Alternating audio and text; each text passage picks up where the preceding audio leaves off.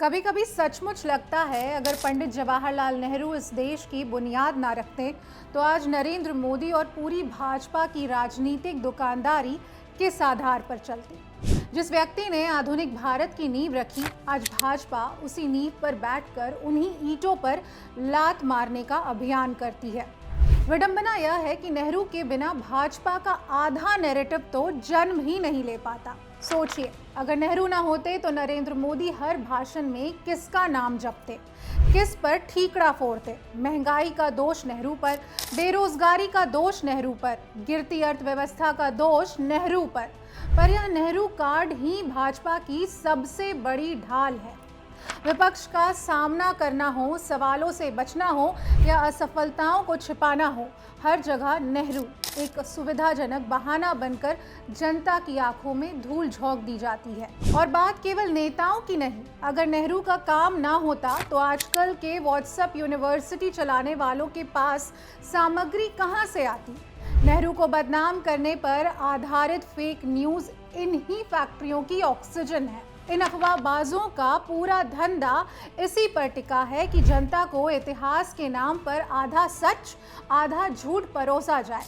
नेहरू ना होते तो यह कारोबार भी ठप हो जाता। अब बात करें संस्थानों की। आईआईटी, एम्स, डीआरडीओ, बीएआरसी, ये सब किसने बनाए? वही नेहरू, जिन्हें आज रोज कोसा जाता है। और विडंबना देखिए, इन्हीं संस्थानों में आज भाजपा अपनी विचारधारा के लोगों की घुसपैठ कराती है। जिन विश्वविद्यालयों की वो नींव तक नहीं समझते, उन्हीं के दम पर आज शिक्षा का भगवाकरण जैसी चालें चल रहे हैं। नेहरू ना होते तो भाजपा के पास राष्ट्रीय स्तर के संस्थान ही नहीं होते जिन्हें वो कब्जाने की कोशिश कर सकते। फिर सरकारी कंपनियां, ओएनजीसी, सेल, भेल, एनटीपीसी, एलआईसी, ये सब किसने बनाए? नेहरू ने। और आज इन्हीं को बेचकर मोदी सरकार विकास का ढोंग करती है। अगर नेहरू ने ये संपत्तियां ना बनाई होती तो मोदी किसको ये सारी चीजें बेच रहे होते? संपत्ति बेचो और तालियां बजाओ। नेहरू ना होते तो यह मॉडल जन्म ही नहीं ले पाता।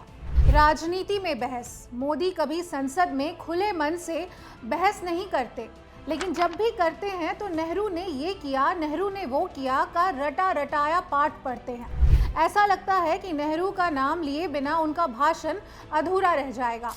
नेहरू का विरोध करना भाजपा के लिए एक राजनीतिक रणनीति नहीं, जीवन निर्वाह का साधन बन चुका है। और चलिए थोड़ा गहरे सोचते हैं, अगर नेहरू ना होते तो मनगढ़ंत मनोहर कहानियां बनाने वाले संधियों की कल्पना शक्ति का क्या होता? वो इतिहास बदलने के अपने मनोरंजनात्मक प्रयास किस आधार पर चलाते? उनके पास ना तो कोई उपलब्धि है, ना कोई संघर्ष। सिर्फ नेहरू के खिलाफ जहर फैलाकर ही उनका अपना अस्तित्व बना हुआ है। सबसे बड़ा सत्य यह है कि नेहरू का कद इतना ऊंचा है कि आज उनकी मृत्यु के 63 साल बाद भी भाजपा उनसे डरती है। वो मर चुके हैं, पर भाजपा की राजनीति अब भी उनसे लड़ रही है। क्या यह किसी और नेता के साथ देखा गया है?